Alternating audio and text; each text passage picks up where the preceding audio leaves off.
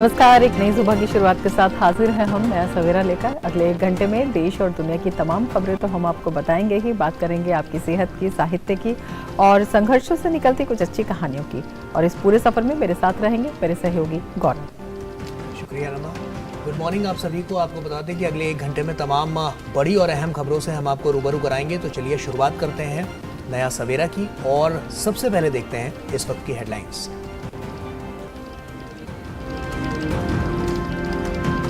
केंद्रीय गृह मंत्री अमित शाह आज सिक्किम के दौरे पर। गैंगटॉक में डेयरी कॉन्क्लेव में लेंगे भाग। बीजेपी के कोर ग्रुप की बैठक में भी होंगे शामिल। साथ ही सरदार वल्लभ भाई पटेल की मूर्ति का भी करेंगे अनावरण।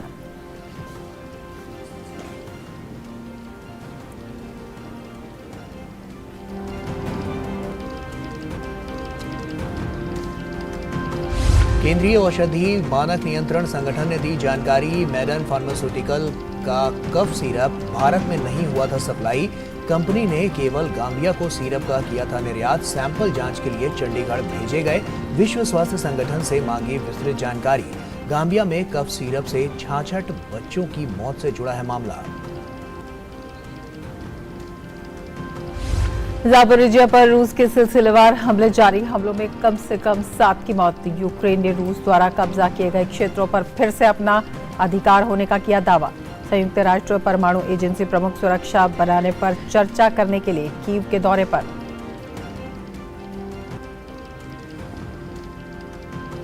यूक्रेन और रूस के बीच जारी युद्ध से उत्पन्न हुए ऊर्जा संकट पर चर्चा करने के लिए चेक गणराज्य के प्राग में एकजुट हुए यूरोप के 44 देश। सभी देशों ने एक स्वर में यूक्रेन पर रूसी हमलों के खिलाफ विरोध किया दर्ज।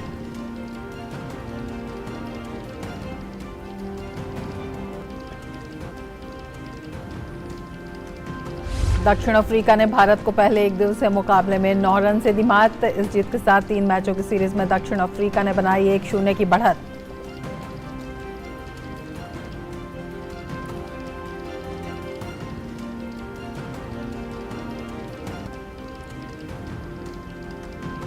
छत्तीसवें राष्ट्रीय खेलों में खिलाड़ियों का शानदार प्रदर्शन जारी। अंक तालिका में सर्विसेज के खिलाड़ी 41 स्वर्ण पदक के साथ शीर्ष पर, वहीं हरियाणा दूसरे और महाराष्ट्र तीसरे पायदान पर काबिज।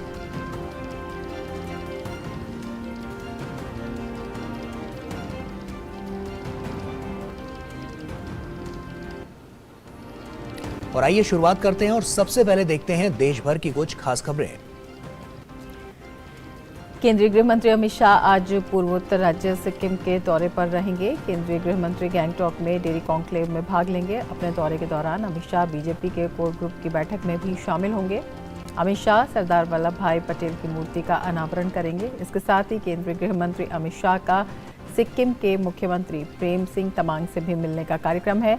सिक्किम दौरे के बाद गृह मंत्री अमित शाह दोपहर बाद असम का दौरा भी करेंगे। अपने दौरे के दौरान गृह मंत्री अमित शाह कई कार्यक्रमों में हिस्सा लेंगे।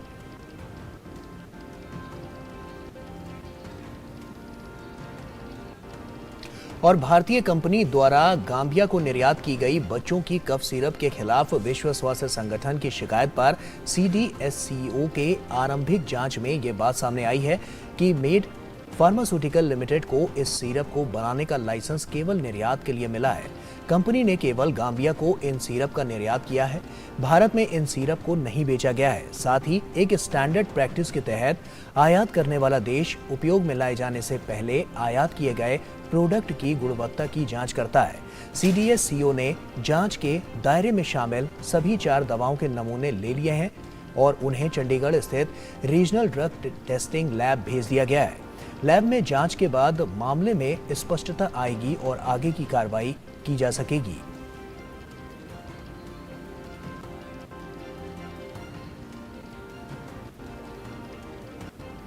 अमेरिका भारत सामरिक स्वच्छ ऊर्जा भागीदारी USISCEP की मंत्री स्तरीय वार्ता आज अमेरिका के वॉशिंगटन में हो रही है। पेट्रोलियम एवं प्राकृतिक गैस मंत्री हरदीप पुरी और अमेरिका की ऊर्जा सचिव जेनिफर ग्रैनहोम इस वार्ता की सह अध्यक्षता करेंगे। इस दौरान हरदीप पुरी अमेरिका की ऊर्जा कंपनियों के मुख्य कार्यपालक अधिकारियों के साथ भी चर्चा करेंगे।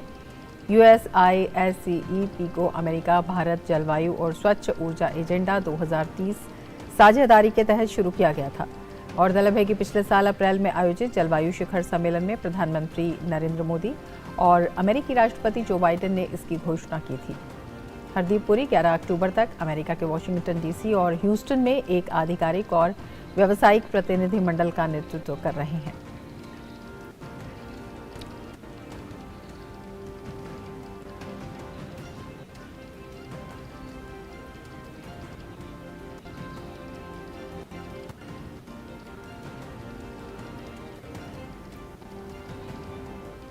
और केंद्रीय पेट्रोलियम और प्राकृतिक गैस मंत्री हरदीप सिंह पुरी अमेरिका के दौरे पर डीसी में वर्ल्ड बैंक के इंटरनेशनल फाइनेंस कॉरपोरेशन के नेतृत्व के साथ उन्होंने बैठक की। ये तस्वीरें हम आपको दिखा रहे हैं। ये तस्वीरें आप देख सकते हैं। वर्ल्ड बैंक के इंटरनेशनल फाइनेंस कॉरपोरेशन के साथ ये बैठक की गई है।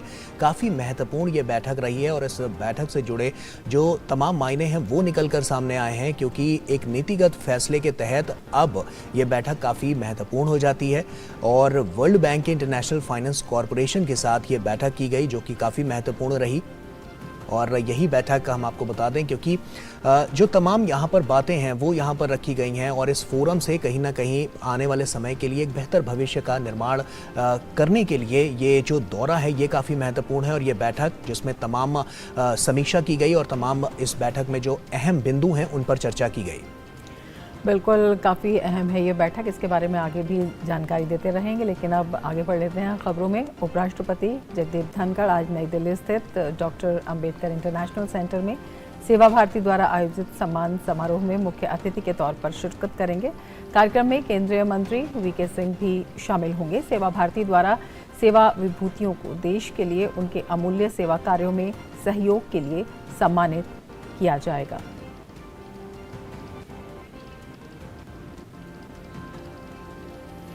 और भारतीय गुणवत्ता परिषद ने अपने 25 साल पूरे होने के मौके पर कार्यक्रम का आयोजन किया। गुणवत्ता से आत्मनिर्भरता के आदर्श वाक्य के साथ ये कार्यक्रम भारतीय गुणवत्ता परिषद के द्वारा की गई सेवाओं, उत्पादों और जीवन को गुणवत्ता प्रदान करने के प्रयासों की याद दिलाता है।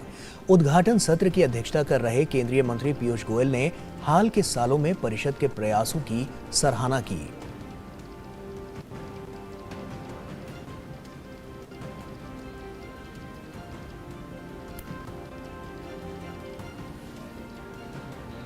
All these various organizations working in tandem, working towards a world-class quality system which can help us scale up absorption of quality standards, which can help take the national quality mission to every citizen and every business, so that the business environment, the investment environment that we have been able to create can grow from strength to strength and can help India achieve our mission of becoming a developed nation by 2047.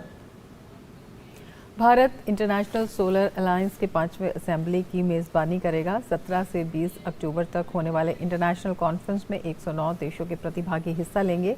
केंद्रीय ऊर्जा मंत्री are के सिंह ने इस बात की जानकारी देते हुए पत्रकारों को इंटरनेशनल सोलर अलायंस के 5वें असेंबली के मकसद पर प्रकाश डाला। नई दिल्ली में होने वाली कॉन्फ्रेंस में ऊर्जा सुरक्षा और ऊर्जा क्षेत्र में नित नए हो रहे बदलाव पर चर्चा होने की संभावना है।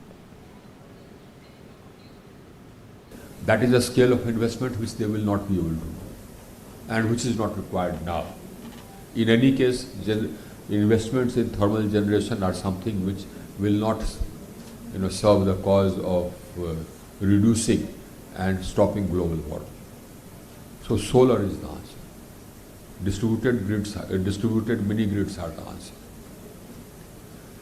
And if the world is actually serious about energy transition, then the International Solar Alliance is the answer. What we bring to the International Solar Alliance and what the International Solar Alliance makes available to all the member countries, especially the member countries which have the problems of access to energy and the problems relating to transition, is that it houses a body of experts. It provides expertise. और वहीं भारतीय गुणवत्ता परिषद के महासचिव doctor Ravi Singh ने कहा कि संस्थान भारत को आगे ले जाने के लिए पूरी तरह से तैयार है। प्रधानमंत्री के 2047 तक भारत को विकसित बनाने के विजन का जिक्र करते हुए उन्होंने कहा कि भारतीय गुणवत्ता परिषद इस लक्ष्य को पाने में अहम भूमिका निभाएगा। रजत जयंती के मौके पर हमारे संवाददाता तापस भट्टाचार्य ने भारतीय गुणवत्ता परिषद के महासचिव से बात की और आइए सुनते हैं कि उन्होंने क्या कहा। मेरे साथ इस वक्त मौजूद है सेक्रेटरी जनरल QCI के आरपी सिंह, जो बात करेंगे किस तरीके से क्वालिटी को लेके QCI बहुत ही संजीदा है। सर, सबसे पहले तो ये बताइए कि 25 साल हो गए आप लोगों को काम करते हुए, और क्वालिटी एक ऐसी चीज़ है जिसको लेके सब एक हमेशा से रहते हैं सोच में कि इसको कैसे बरकरार रखें। आप लोगों ने कैसे इसको कायम रखा है? हमारा तो अभी सतत प्रयास रहेगा अगले 25 सालों में, जब हम क्वालिटी को हर जनमानस के दिमाग में आधारशिला की तरह स्थापित करना चाहते हैं। हम ये नहीं चाहते कि कोई भी आदमी बैड क्वालिटी को एक्सेप्ट करे, और प्रायः होता यह है कि लोग सोचते हैं कि क्वालिटी एस्टैब्लिश करने में बहुत कॉस्ट लगती है। इस संभावना को मूल से खत्म करना है, और उसके लिए सभी नागरिकों को साथ में आना पड़ेगा, जहां पे वो ये कहें कि कॉस्ट चाहे कुछ भी हो, हम लेंगे क्वालिटी के सामान।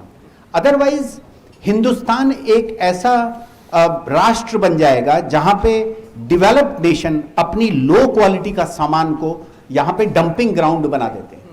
हमको वो चीज नहीं करनी है, और इसीलिए हमारा प्रयास है कि गांव का, ग्रामीण का, कस्बे का, इसका राज्य का कोई भी आदमी हो, कोई भी संकाय हो,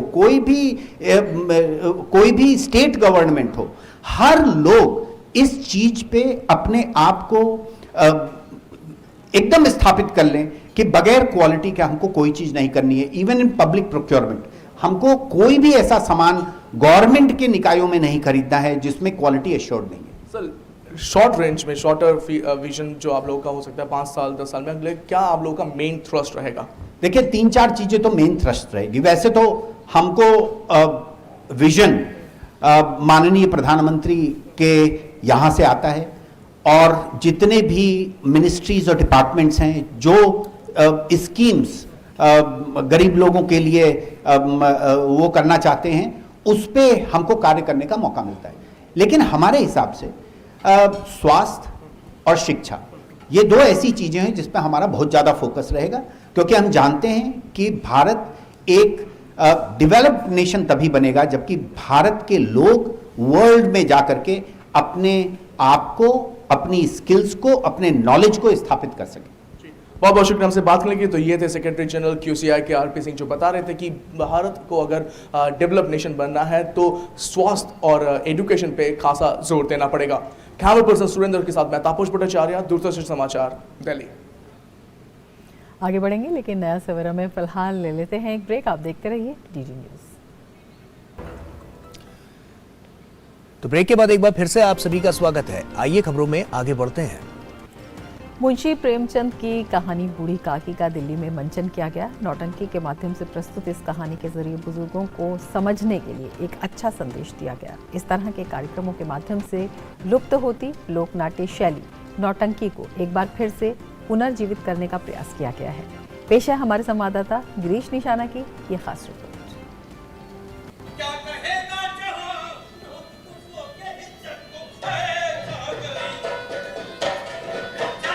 उम्र के अंतिम पड़ाव पर जाकर बुजुर्ग व्यक्ति बच्चों जैसी हरकतें करते हैं। ऐसे में उन्हें ज्यादा समझने और संभालने की जरूरत होती है। ऐसी ही संवेदनाओं को झकझोरती रही बूढ़ी काकी। जी हाँ, नौटंकी के जरिए मुंशी प्रेमचंद की कहानी बूढ़ी काकी का मंचन कर एक संदेश दिया गया कि बुजुर्गों का सम्मान करना चाहिए। खास तौर पर बूढ़ी काकी का किरदार निभाने वाली कलाकार सोनम सेठ ने तो ऐसा अभिनय निभाया कि सभागार में मौजूद हर दर्शक की आंखें नम हो गईं। हमारे देश में अगर कोई बुज़ुर्ग महिला या पुरुष है जो घर में अपने बच्चों से या किसी से अगर उनकी उपेक्षा की जाती है, तो वो ऐसा न किया जाए और उनका भी पूरा ध्यान रखा जाए। उन्हें ओल्ड एज होम में न भेजा जाए, उन्हें घर में, क्योंकि वो घर के बुज़ुर्ग अब हैं लेकिन वो उसी घर के मालिक हैं और उनका पूरा मान सम्मान होना चाहिए, यही संदेश है। प्रयागराज की स्वर्ग रंगमंडल नाट्य संस्था के कलाकारों ने गुरुवार को दिल्ली के कमानी सभागार में झकझोरने वाली नौटंकी की प्रस्तुति दी। संगीत नाटक अकादमी से सम्मानित अतुल यदुवंशी ने नौटंकी की परिकल्पना और निर्देशन किया। मुंशी प्रेमचंद जी हमारे देश के वो अद्वितीय लेखक थे, भविष्य दृष्टा थे। जो आने वाला समय था, कैसे उन्होंने देख लिया था कि घर में ही अपने बुजुर्गों की अनदेखी होगी, बड़े बूढ़ों की अनदेखी होगी, और उन्हें वो दिन भी देखना पड़ेगा कि वही मालिक हैं, उन्हीं के घर में आयोजन हो रहा है और उन्हीं को भोजन के लिए नहीं पूछा गया और बेबसी में उन्हें जूठी पत्तल चाटनी पड़ती है। इससे मार्मिक और इससे संवेदनाओं को झकझोरने वाली ज़्यादा कोई कौन सी कहानी हो सकती है, मुझे नहीं समझ में आता। और ये संदेश जो है समाज के लिए है, देश के लिए है, दुनिया के लिए है कि कैसे हमें अपने बड़े बूढ़ों का समाज में, घर में, देश में उनका ख्याल रखना है। लुप्त होती लोक नाट्य शैली नौटंकी को एक बार फिर से पुनर्जीवित करने और उसे खोया हुआ सम्मान दिलाने के लिए देश की राजधानी दिल्ली में 3 दिवसीय नौटंकी महोत्सव का आयोजन किया गया है, जिसका बूढ़ी काकी एक हिस्सा रही। इसके अलावा बहरूपिया और दास्ताने लैला मजनू का मंचन भी इस नौटंकी महोत्सव के दौरान किया जाएगा। गिरीश निशाना की रिपोर्ट, डीडी न्यूज़, दिल्ली। तो संवेदनाओं को झकझोर कर रख देने वाली ये रिपोर्ट हम आपको दिखा रहे थे। आगे बढ़ते हैं, लेकिन उससे पहले यहाँ वक्त हो चला एक छोटे से ब्रेक का। ब्रेक के उस पार खबरें और भी हैं, आप बने रहिए डीडी न्यूज़ के साथ।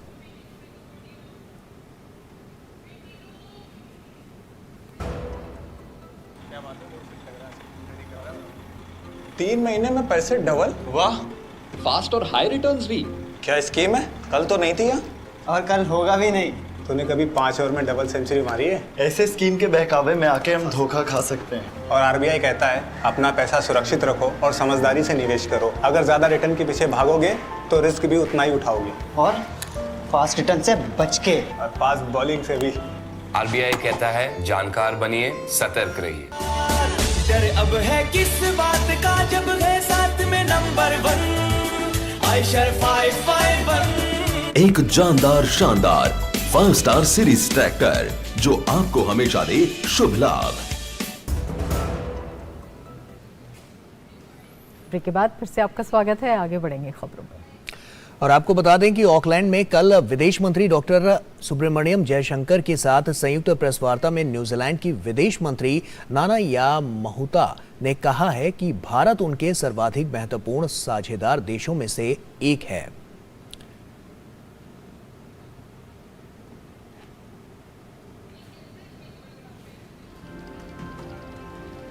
प्रेस वार्ता में विदेश मंत्री डॉक्टर जयशंकर ने बताया कि उन्होंने भारतीय विद्यार्थियों के वीजा से जुड़ी दिक्कतों का मुद्दा उठाया। इन विद्यार्थियों को कोरोना महामारी के दौरान न्यूजीलैंड छोड़ना पड़ा था और इन्हें दोबारा वीजा मिलने में परेशानियों का सामना करना पड़ रहा है। वहीं उन्होंने कहा है कि इन विद्यार्थियों के साथ उचित और संवेदनशील व्यवहार किए जाने की अपील की। विदेश मंत्री ने उन भारतीय विद्यार्थियों के लिए भी वीजा प्रक्रिया में तेजी लाने का अनुरोध किया जो न्यूजीलैंड में अध्ययन के लिए आना चाहते हैं। डॉक्टर जयशंकर ने कहा कि हिंद प्रशांत और यूक्रेन युद्ध के परिणामों जैसे महत्वपूर्ण मुद्दों पर भी विचार विमर्श किया गया। बाद में डॉक्टर जयशंकर ने ऑकलैंड में न्यूजीलैंड की प्रधानमंत्री जेसिंडा अर्डन से भी भेंट की और प्रधानमंत्री नरेंद्र मोदी का व्यक्तिगत संदेश दिया। ट्वीट में डॉक्टर जयशंकर ने बताया कि उन्होंने दोनों देशों के बीच संबंध मजबूत करने पर विचार विमर्श किया। उन्होंने कहा कि भारत और न्यूजीलैंड व्यापारिक संबंध मजबूत करने और लोगों के बीच संपर्क बढ़ाने पर सहमत हुए हैं। विदेश मंत्री Kiwi Indian hall of fame पुरस्कार 2022 समारोह में शामिल हुए। उन्होंने ऑकलैंड में Modi at 20 dreams meet delivery पुस्तक का भी विमोचन किया। यात्रा के दूसरे चरण में विदेश मंत्री ऑस्ट्रेलिया के कैनबरा और सिडनी जाएंगे। विदेश मंत्री की इस वर्ष ऑस्ट्रेलिया की ये दूसरी यात्रा है। डॉक्टर जयशंकर ऑस्ट्रेलिया की विदेश मंत्री पेनी वोंग के साथ विदेश मंत्रियों की 13वीं बैठक में शामिल होंगे। डॉक्टर जयशंकर ऑस्ट्रेलिया के उप प्रधानमंत्री और रक्षा मंत्री रिचर्ड मार्लेस से भी मिलेंगे।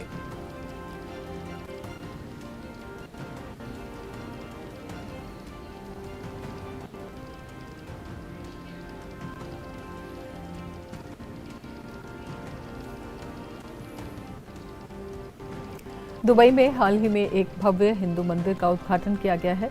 संयुक्त अरब अमीरात के सहिष्णुता और सह अस्तित्व मंत्री शेख नाहयान बिन मुबारक अल नाहयान और संयुक्त अरब अमीरात में भारतीय राजदूत ने इस भव्य मंदिर का उद्घाटन किया। दूरदर्शन संवाददाता मेघना देव ने राजदूत संजय सुधीर से इस भव्य मंदिर और भारत यूएई सांस्कृतिक संबंधों पर बात की। दुबई में हाल ही में एक हिंदू मंदिर का लोकार्पण हुआ है और इससे लोगों का जो जोश है, लोगों की जो खुशी है और ज़्यादा बढ़ गई है। और खासकर ऐसे लोग तकरीबन 35 लाख जो भारतीय जो यूएई में रहते हैं, उनका जो जोश है वो और ज़्यादा बढ़ गया है। हर्षोल्लास से भरे हैं लोग। और इसी पर और ज़्यादा बात करने के लिए हमारे साथ जो भारतीय एम्बेसडर हैं यूएई के, वो हमारे साथ जुड़े हैं, संजय सुधीर सर। सर, बहुत बहुत शुक्रिया डीडी न्यूज़ से बात करने के लिए। सबसे पहले आपसे यही प्रश्न पूछना चाहेंगे, क्या खास है इस मंदिर में, क्योंकि बेहद भव्य और बेहद विशाल ये मंदिर नजर आ रहा है। ये जो नया हिंदू मंदिर है, ये बहुत खास मंदिर है। पूरी तरह संगमरमर, सफ़ेद संगमरमर से बनाया हुआ ये मंदिर अभी दुबई में खोला गया है। इस मंदिर की खासता ये, विशेषता ये है कि इसमें 16 हिंदू देवी देवता हैं, जिसमें प्रमुख हैं शिव, कृष्णा, गणेशा, महालक्ष्मी, आयप्पन और तो और इस मंदिर में गुरु ग्रंथ साहब की भी स्थापना की गई है। एक और खासियत ये है कि जिस एरिया में ये मंदिर बनाया गया है उसको वर्शिपर्स विलेज कहा जाता है। वर्शिपर्स विलेज बनाया है ये दुबई की सरकार ने, जिसमें इस मंदिर के बिल्कुल बाजू में एक गुरुद्वारा है, सामने कुछ चर्चेज हैं, आसपास कुछ मस्जिदें हैं। तो ये देखा जाए तो एक तरह से एक सर्वधर्म कॉम्प्लेक्स के रूप में ये वर्शिपर्स विलेज बना है। इस मंदिर के आने से जो भारतीय कम्युनिटी है यहाँ की, उसमें बहुत हर्ष उल्लास है।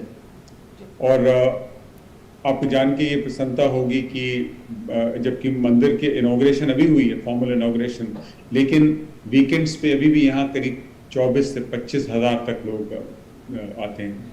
ऐसे में सर, अगर हम देखें तो इंडिया और यूएई के जो कल्चरल टाइज हैं वो ऐतिहासिक हैं, उसके ऊपर कुछ कहना चाहेंगे? पिछले कुछ सालों में किस तरीके से तेजी से हम देख रहे हैं ये टाइज और ज़्यादा मजबूत हुए हैं, कोऑपरेशन और ज़्यादा गहरा हुआ है?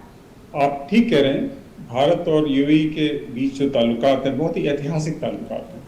इस देश में करीब 35 लाख भारतीय निवास करते हैं और ये सारे जो जैसे हिंदुस्तान में होता है, हिंदू, मुस्लिम, सिख, ईसाई, सारे फेथ्स के भारतवासी यहाँ पे हैं।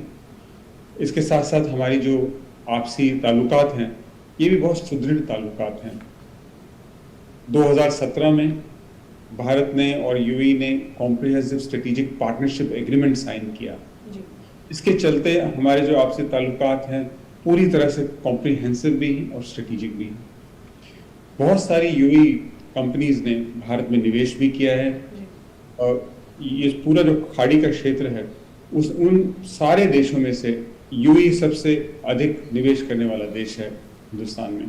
कोविड के बाद से किस तरीके से पर्यटन वहां बढ़ा है, उसके बारे में अगर आप कुछ बताना चाहें। कोविड के बाद तो क्या, कोविड के दौरान भी बहुत सारे भारतीय पर्यटक यहाँ आते थे। जब 6 माह के लिए दुबई एक्सपो का आयोजन किया गया तो उसमें करीब 24 मिलियन लोगों का फुटफॉल रहा यहाँ पे। इतना पॉपुलर डेस्टिनेशन है दुबई और यूएई। अभी कुछ ही महीने पहले यहाँ आईएफए का आयोजन भी किया गया था अबू धाबी में, और आपने ठीक ही कहा कि ये मंदिर एक और टूरिज्म अट्रैक्शन है। लेकिन टूरिज्म अट्रैक्शंस की जहाँ तक बात है वो बढ़ते जा रहे हैं। इसके साथ साथ एक और मंदिर बनाया जा रहा है, बैप्स हिंदू मंदिर, जिसका अनाउंसमेंट किया गया था प्रधानमंत्री श्री नरेंद्र मोदी जी के 2015 के विजिट में। वहाँ भी प्रोग्रेस बहुत अच्छी चल रही है और उम्मीद है कि फरवरी 2024 तक बैप्स हिंदू मंदिर भी पूरा हो जाएगा। बहुत बहुत धन्यवाद एम्बेसडर हमसे बात करने के लिए। आगे बढ़ेंगे उससे पहले ले लेते हैं एक ब्रेक। आप देखते रहिए डीडी न्यूज़। तो ब्रेक के बाद एक बार फिर से आप सभी का स्वागत है और आइए अब देखते हैं दुनिया भर की कुछ खास खबरें।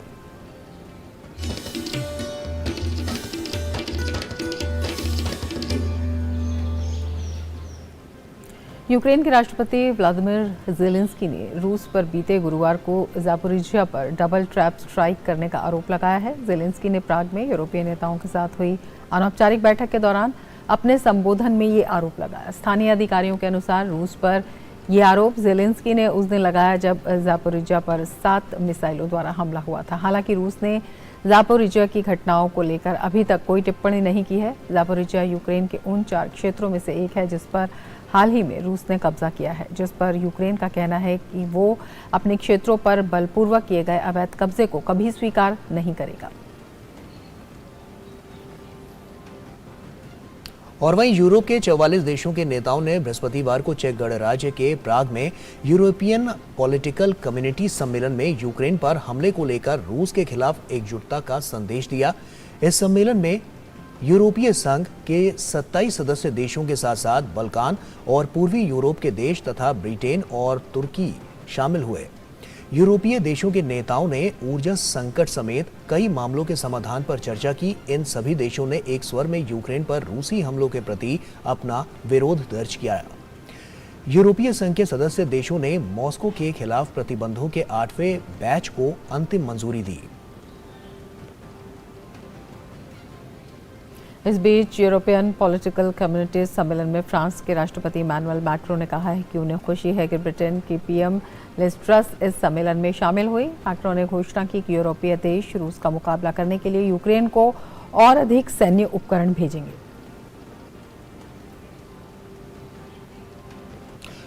अमेरिकी राष्ट्रपति जो बाइडेन ने देश की मारिजुआना को लेकर नीति पर बड़ा बदलाव किया है। उन्होंने ड्रग रखने के आरोप में फेडरल कानून के तहत दोषी हजारों लोगों की सजा को माफ कर दिया है। हालांकि इस घोषणा में एक अहम बात यह है कि यह आदेश सिर्फ उन लोगों पर लागू होता है जिनके पास से साधारण मारिजुआना हासिल किया गया था।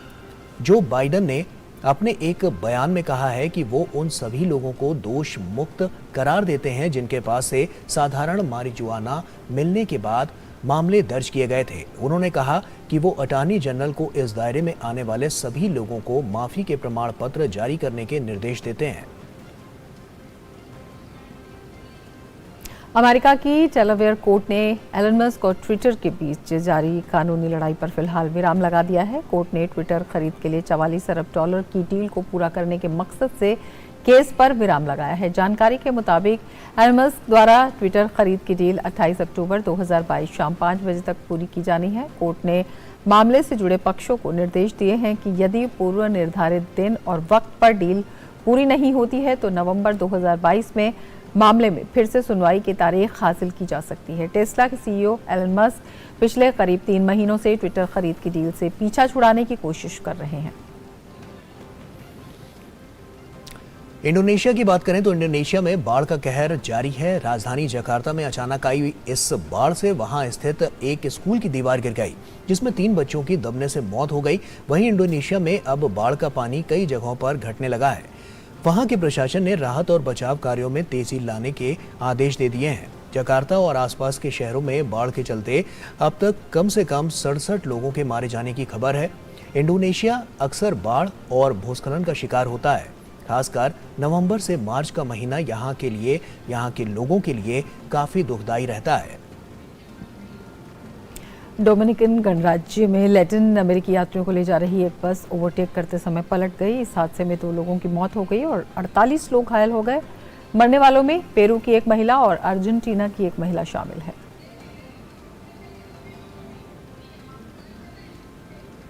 और आइए अब सीधे चंडीगढ़ का रुख करते हैं। आपको बता दें कि एयरफोर्स दिवस के कार्यक्रम को लेकर वहां पर जो तैयारियां हैं वो इन तस्वीरों के जरिए हम आपको दिखा रहे हैं।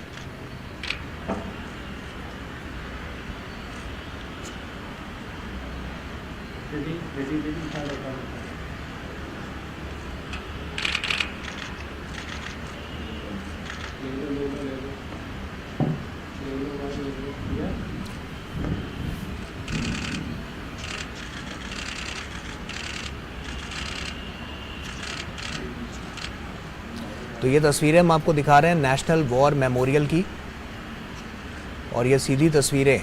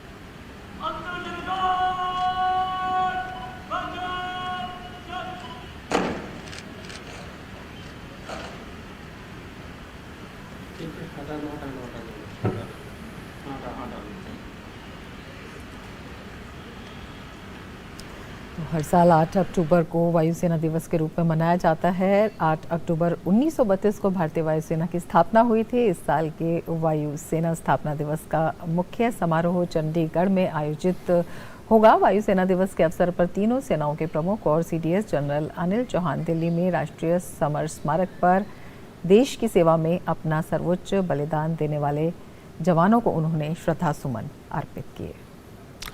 और आइए आगे बढ़ते हैं और अब बात करते हैं कारोबार की।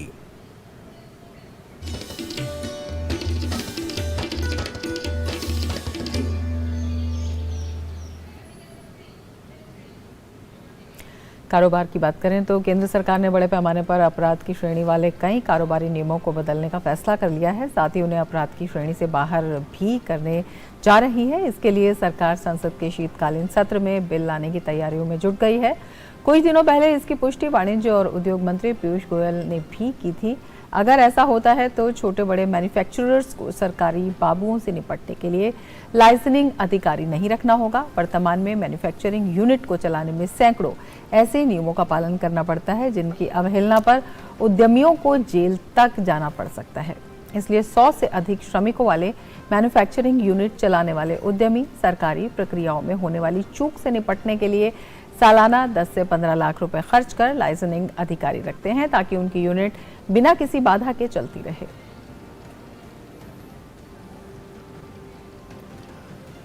और वहीं वित्त मंत्रालय के व्यय विभाग ने 14 राज्यों को 7,000 करोड़ रुपए के राजस्व घाटा अनुदान की 7वीं मासिक किश्त जारी की है। यह अनुदान राशि 15वें वित्त आयोग की सिफारिशों के अनुसार जारी की गई है। वर्ष 2022 से 23 में राज्यों को कुल 86,000 करोड़ रुपए का राजस्व घाटा अनुदान प्राप्त किया।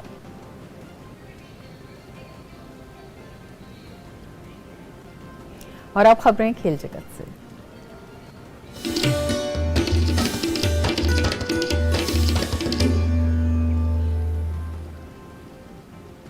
गुजरात में चल रहे 36वें राष्ट्रीय खेलों में खिलाड़ियों का शानदार प्रदर्शन देखने को मिल रहा है। गुरुवार को खेले गए मुकाबले में छत्तीसगढ़ की आकर्षि कश्यप ने बैडमिंटन का महिला एकल खिताब अपने नाम कर लिया, तो वहीं पुरुष वर्ग का खिताब साई प्रणीत के नाम रहा।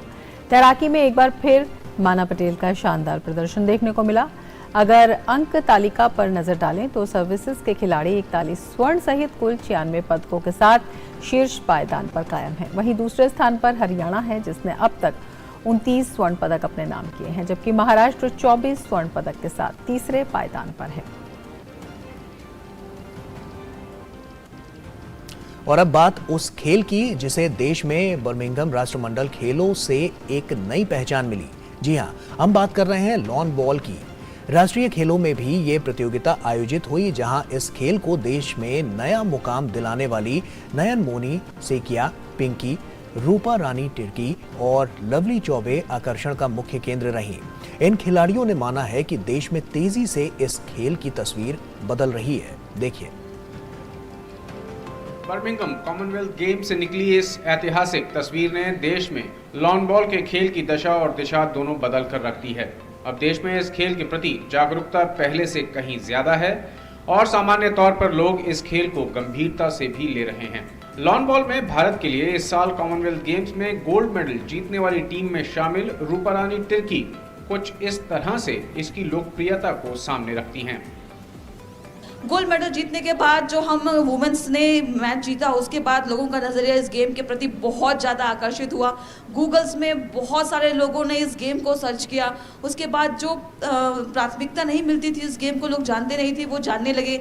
बहुत सारे जगह से मैसेजेस आ रहे हैं कि ये इसका ग्राउंड कहाँ अवेलेबल है, हम कैसे खेल सकते हैं, इसमें क्या होता है, रूल्स रेगुलेशन। तो मतलब बहुत लोगों का रुझान इस गेम के ऊपर आया है। इस खेल के प्रति सोच में बदलाव की बयार बहाने वाली लवली चौबे, नयन मोनी सेकिया, पिंकी और रूपा रानी टिर्की खुश हैं कि जो संघर्ष उन्हें करना पड़ा वो अब इस खेल में आने वाली पीढ़ी को नहीं करना पड़ेगा। इन सब के मुताबिक राष्ट्रीय खेलों के आयोजन ने इस खेल को देश में जमीनी स्तर पर मजबूती दी है। आई एम वेरी हैप्पी कि जो ये नेशनल गेम्स हुए हैं, मोदी गवर्नमेंट ने जो ये किया है, मोदी जी ने कि यहाँ पर नेशनल्स करवाया, और मैंने ये देखा इतने मोटिवेट हुए यहाँ के लोग कि वो लोग कह रहे हैं कि हम राजकोट में बनवाएंगे एक दिन हम ये, और यही हमें चाहिए। हम प्लेयर्स को भी यही चाहिए कि हर एक स्टेट में हो, क्योंकि जितनी स्टेट खेलेगी उतना टैलेंट आएगा, जितना टैलेंट आएगा उतना पॉलिश होगा, और हमारे CWG में जो हमने क्रिएट करी है हिस्ट्री वो कॉन्टिन्यूशन में रहेगी। इतना तो तय है कि ये खेल अब लोगों के लिए अनजान नहीं रहा और आने वाले समय में इस तस्वीर में कामयाबी के रंग इस खेल को लोगों के बीच और भी ज़्यादा लोकप्रिय करेंगे।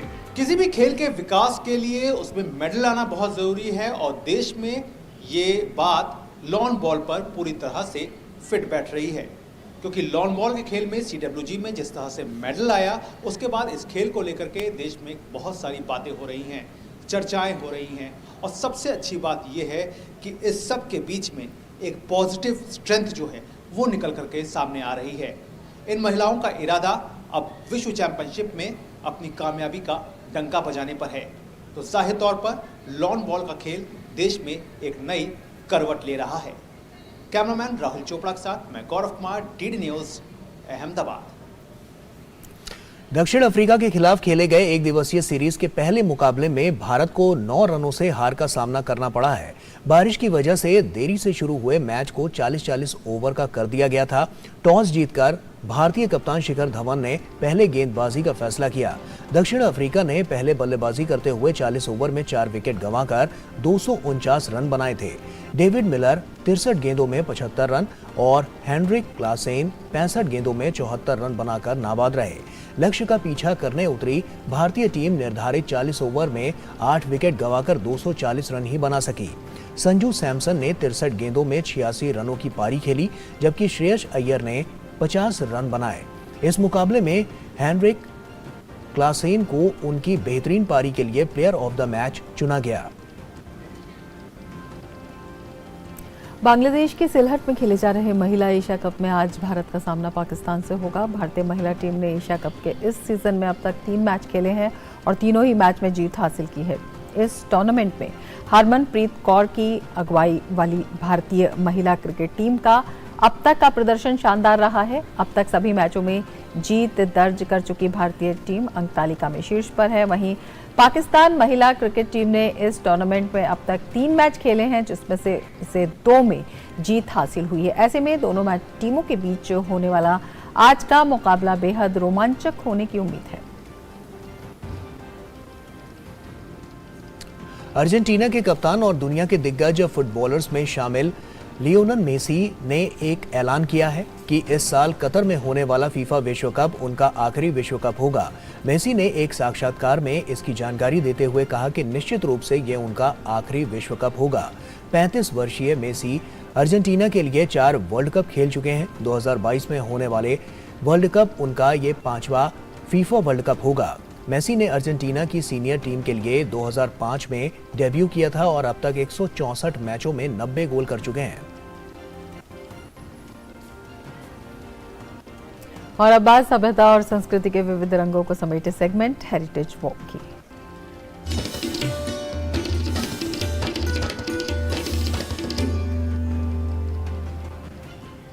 हेरिटेज वॉक में आज हम आपको ले चलेंगे गुजरात में से दुनिया की सबसे ऊंची और अनोखी प्रतिमा स्टैचू ऑफ यूनिटी, जिसे भारत के लौह पुरुष सरदार वल्लभ भाई पटेल को समर्पित किया गया है। आइए देखते हैं इस भव्य प्रतिमा को।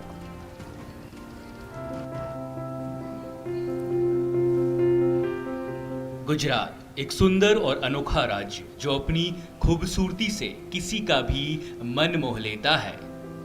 वैसे तो गुजरात में कई खूबसूरत पर्यटक स्थल है, लेकिन स्टैचू ऑफ यूनिटी की बात ही निराली है।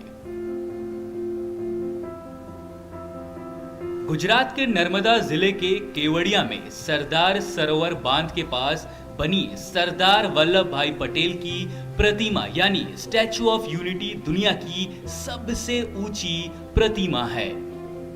भारत के प्रथम उप प्रधानमंत्री तथा प्रथम गृह मंत्री सरदार वल्लभ भाई पटेल को समर्पित इस प्रतिमा को विश्व के सबसे बड़े स्टैचू का दर्जा प्राप्त है।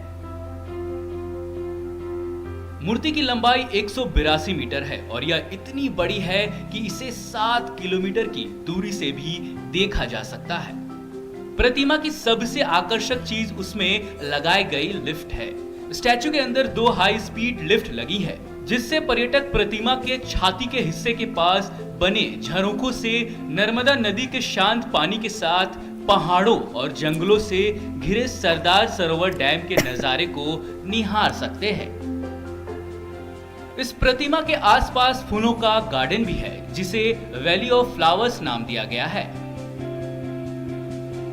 यहाँ पर आने वाले सैलानी साल भर रंग बिरंगे फूलों के नजारों का आनंद उठा सकते हैं।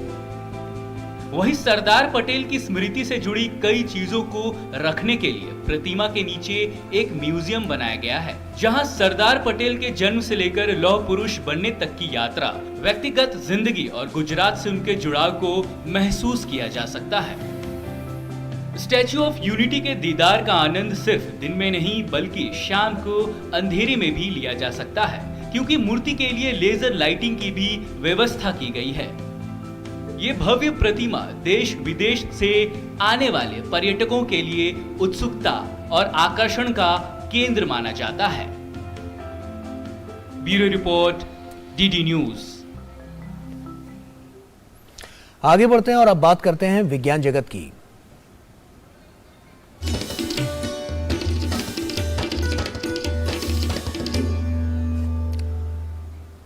साइंस हब के आज के अंक में हम बात करेंगे कार्डबोर्ड का प्रयोग करके बनाई गई एक चलती फिरती गाड़ी के बारे में।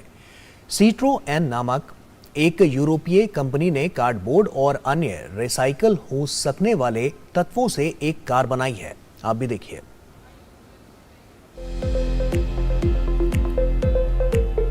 क्या आप सोच सकते हैं कि कार्डबोर्ड का प्रयोग करके एक चलती फिरती गाड़ी बनाई जा सकती है?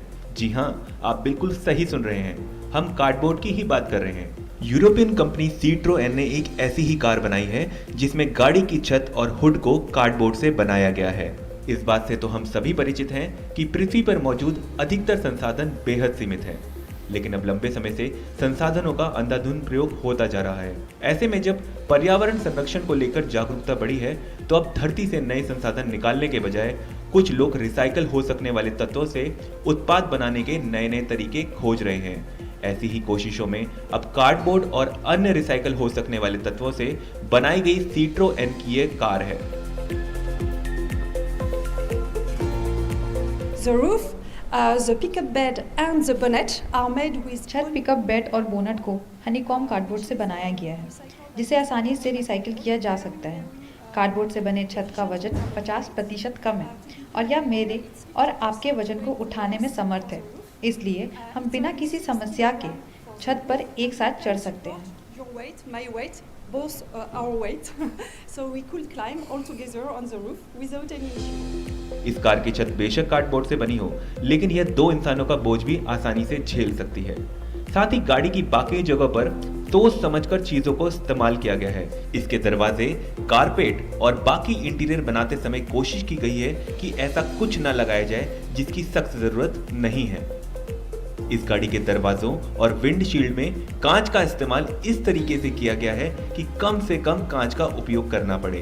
कंपनी का कहना है कि गाड़ी रिसाइकल हो सकने वाली चीजों से बनने के अलावा आसानी से इसे रिपेयर भी किया जा सकता है। इसी वजह से कंपनी का दावा है कि यह कार दशकों तक प्रयोग में लाई जा सकेगी। Bureau report, DD news. और अब खबरें सिने जगत से।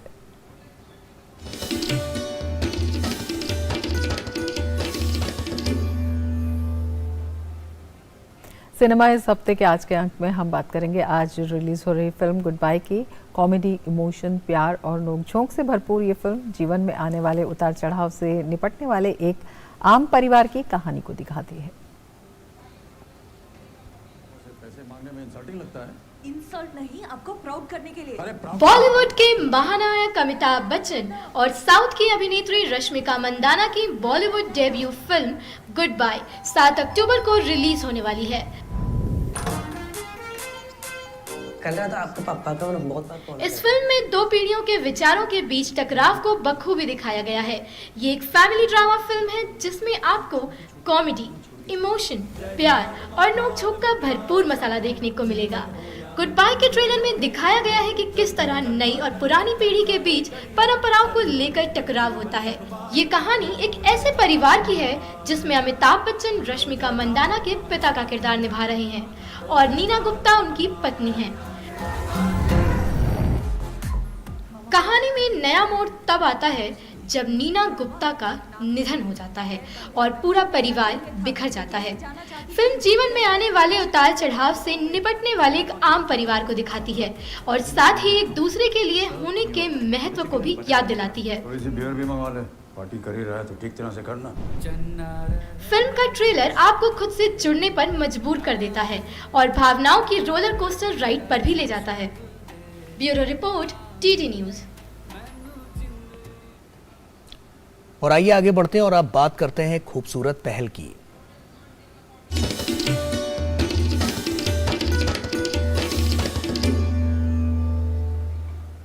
और आइए आपको अब मिलवाते हैं मुंबई की पाटिल काकी से। मुसीबतों और अभाव से लड़कर इन्होंने जिस तरह से खुद को और परिवार को संभाला है, उसकी मिसाल जरूर दी जानी चाहिए। गीता पाटिल ने अपने छोटे से रसोई घर से महाराष्ट्रियन स्नैक्स और मिठाइयां बनाकर बेचने का काम शुरू किया, जो अब एक ऐसे कारोबार में तब्दील हो चुका है जिसका 1 साल का टर्नओवर करीब 1.5 करोड़ का हो गया है। देखिए।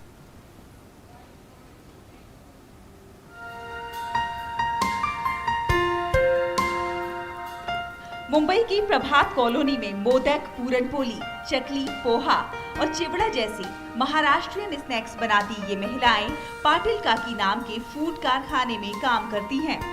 इस बिजनेस को गीता पाटिल ने 2016 में शुरू किया था। मोहल्ले में लोग उन्हें अब पाटिल काकी कहकर बुलाते हैं।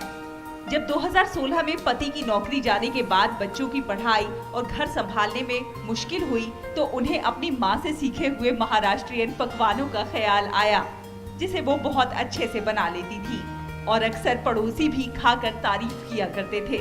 शुरुआत में पाटिल काकी की कमाई महीने में 10-12 हजार रुपए तक ही हो पाती थी, पर आज पाटिल काकी के साथ 25 महिलाएं काम करती हैं और देखिए अब पाटिल काकी का लगभग 1.5 करोड़ रुपए सालाना का टर्नओवर है। पहले हम लोग शुरू से नाश्ता वगैरह घर में बनाते थे। मिस्टर का जॉब गया था मेरा, तो नाश्ता वगैरह बना के हम लोग सांता क्रूज में BMC ऑफिस में देते थे पहला। तो उसके बाद में अच्छे से चालू था, नाश्ता ये करते थे, बच्चे लोग भी स्कूल वगैरह उनका पढ़ाई वगैरह था, तो जॉब छूटने की वजह से हम लोग ने नाश्ता चालू किया था। फिर उसके बाद में क्या हुआ, सब लोगों को ऐसे ही पहला त्योहार में वगैरह बना के देते तो सबको आजू बाजू में पसंद आता था। पाटिल काकी पहले सिर्फ नाश्ता बनाकर पास के BMC ऑफिस में सप्लाई किया करती थी, लेकिन आज उनका ऑनलाइन बिजनेस भी खूब फल फूल रहा है। मुंबई और पुणे जैसे शहरों से बड़े पैमाने पर उन्हें ऑर्डर मिल रहे हैं। इस व्यापार में काकी का साथ उनके पति और उनके बच्चे भी दे रहे हैं। जब हम लोग घर से शुरुआत किया तो हम लोग दोनों ही करते थे, जो भी है बनाना काकी बनाती थी और उसको जो भी मदद है वो मैं करता था। तो शुरुआत हम लोग ऐसे घर में बनाते तो हम दोनों ही करते थे पूरा काम। तो अभी बच्चे हमारे छोटे थे तो उनको स्कूल भेजना और ये हमारा इसको काम भी संभालना, ये दोनों हम दोनों मिलके करते थे।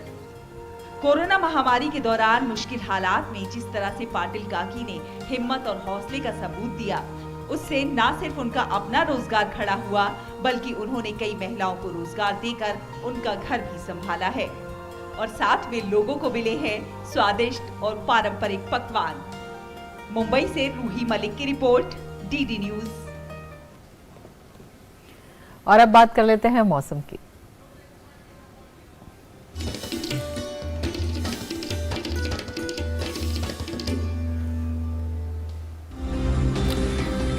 विभिन्न राज्यों के मौसम के हाल पर नजर डालें तो उत्तराखंड, उत्तर प्रदेश में छिटपुट स्थानों पर भारी से बहुत भारी बारिश होने की संभावना है।